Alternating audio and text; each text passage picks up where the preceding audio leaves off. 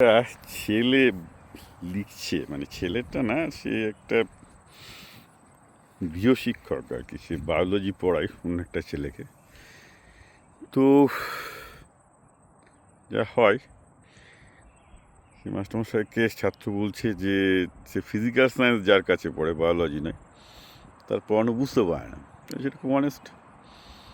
তো এই ছেলেটা বলে যে স্যার, আমি তোকে বলেছিলাম তুমি চ্যাটজিপিটি থেকে শেখার চেষ্টা করো, তাহলে হয়ে যাবে। তো তার ছাত্রটা চ্যাটজিপিটি থেকে ফিজিক্যাল সায়েন্স শেখা শুরু করে এবং বুঝতে পারে সঙ্গে সঙ্গে, মানে যেভাবে আমি বলেছিলাম আর কি। চ্যাটজিপিটিতে এমনিতে বলে দিলে তো সব প্রবলেমই সলভ করে যাবে, বাট ওর যে প্রশ্ন আসে, মনে যে প্রশ্ন আসে সেগুলো বলছে, করছে। চ্যাটজিপিটি হেল্প করেছে, তো ছেলেটা খুশি, অ্যাটলিস্ট কিছু শিখতে পারছি। ইউটিউব ভিডিও রেফারেন্স দিচ্ছে, চ্যাটজিপিটি শিখছিল। তো ছেলেটার একটাই দোষ, হঠাৎ করে গিয়ে মাস্টারমশাইকে গিয়ে বলছে যে স্যার, আমি তো এতদিন বুঝতে পারতাম না, কিন্তু আমি চ্যাটজিপিটি এখন ব্যবহার করে খুব ভালো বুঝতে পারছি সাবজেক্ট। তো মাস্টারমশাই ব্যাপক খোঁচে গিয়ে তার বাড়িতে এসে ছেলেটাকে অপমান করেছে, বলেছে আপনার ছেলেকে নেব না। সেই মাস্টারমশাই নাকি সেখানে এক দোদন্তপোতা, এক বিখ্যাত মাস্টারমশাই। তারপর এখন বলছে যে সেই অভিভাবকরা সেই গৃহশিক্ষককে ধরেছে যে তোমার জন্য আমার ছেলে আর কোনো টিচার পাবে না, তাই তোমাকেও আমরা স্যাক করে দিচ্ছি, কারণ বায়োলজির টিচার আরও অনেক পাওয়া যায়, ওই রকম নাকি ফিজিক্যাল সায়েন্সের আর টিচার পাওয়া যাবে না।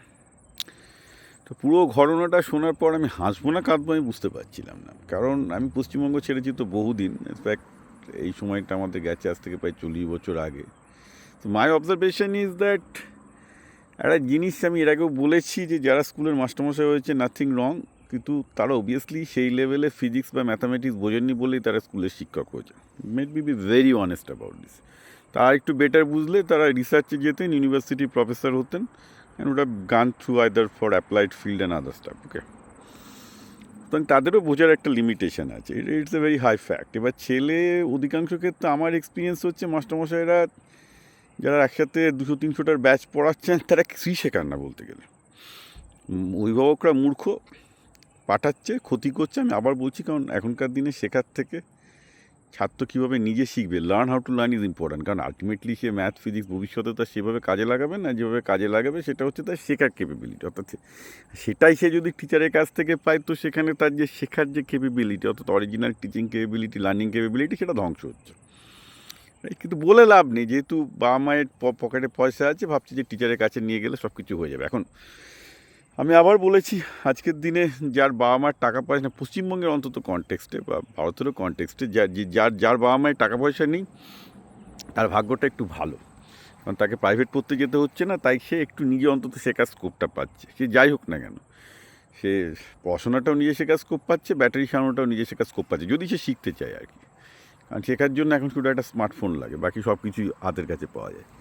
সিন এনিএস, যদি মানুষ মূর্খ হয় তাহলে তো আর তাকে আটকানো যাবে না। আমি তো আমার ইউটিউব চ্যানেল বিপ্লব 2000 এগুলো নিয়ে অনেক খবর বলেছি।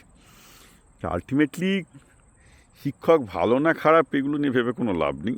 There is only one thing that student has to understand, যে আজকে যে দিনকাল পড়েছে তাতে there is only one thing that matters, যে আমি শিখতে পারছি কিনা। আমার যদি শেখার ক্যাপেবিলিটি কম থাকে, কম হয়ে গেল, তো ওখানে আমি গেলাম, ওখানে ছাত্রটা গেল। তো যার বাপের টাকা আছে সে আরও 10টা টিউশনি দিচ্ছে, তার শেখার ক্যাপেবিলিটি আরও কমছে, ফলে তার ভবিষ্যৎ আরও অন্ধকার হবে। আর কি করা যাবে? এখন কেউ যদি নিজের টাকা দিয়ে নিজের ভবিষ্যতের কবর খুঁড়ে, তার তো কিছু করার নেই।